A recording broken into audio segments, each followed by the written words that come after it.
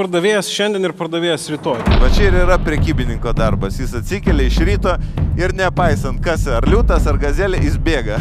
Don't do this if you don't care. It's not worth it. Ir bėga greičiau už kitus. Tai va čia yra tas mąstymas ir yra labai sunku. Bet one day I'm going to be there. Getting someone to vote for you.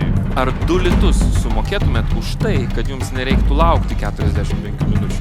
Anytime you want someone to do business with you. Aš jau sumokėčiau, aišku. Tai tada 6.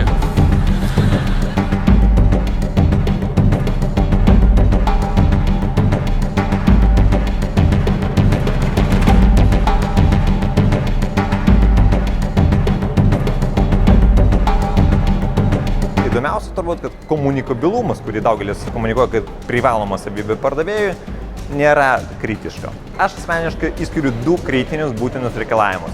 Tai yra pozityvumas ir atkaklumas. Europa atsilieka 2 žingsniais pardavimas ir marketinge nuo Silicio slėnio ir Amerikos aplamai, o Lietuva turbūt 1,5. O nuo ko viskas prasideda? Jeigu apie save gerai galvoji, galbūt iš tikrųjų tu gerai ir darai. Jeigu dar sulauki grįžtamo ryšio iš kliento, kad tu darai gerai, tai tik patvirtina tą tavo galvojimą, kad tu darai gerai. Why selling is like sex? Well, selling is like love, but sex is part of the game. reiškia, ką darai šiandien, rytoj turi kurti toliau.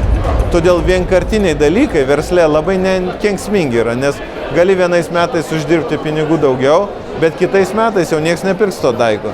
Tai nevertėjo net prasidėti. Nes vienintelis dalykas, ko negalime nukopijuoti gyvenime ir darbe su klientu, tai yra santykis. Pardavimų formulė skiriasi nuo kitų renginių tuo, kad čia yra didelė koncentracija žmonių, kurie žino, ko nori ir ko siekia ir ko čia atėjo. Nes ateini ir užmėgs kontaktų ir sužinot kažko naujo. Tuo mane ir žavi networkingas, ryšių plėtra, jų palaikymas. Tai vienas didžiausių renginių tokio tipo, kur aktyvus ir parduoti, ir idėjom dalintis žmonės renkasi po vienu stogu. Tai toks yra papildomas motivatorius daryti po to, ką čia vėl atradai. Galbūt iš naujo, galbūt papildomai.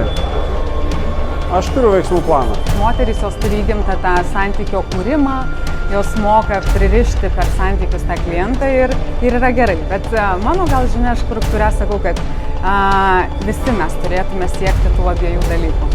Ir būt vyriški, ir būt moteriški tada, kada reikia, ir prisiderinti prie klientų.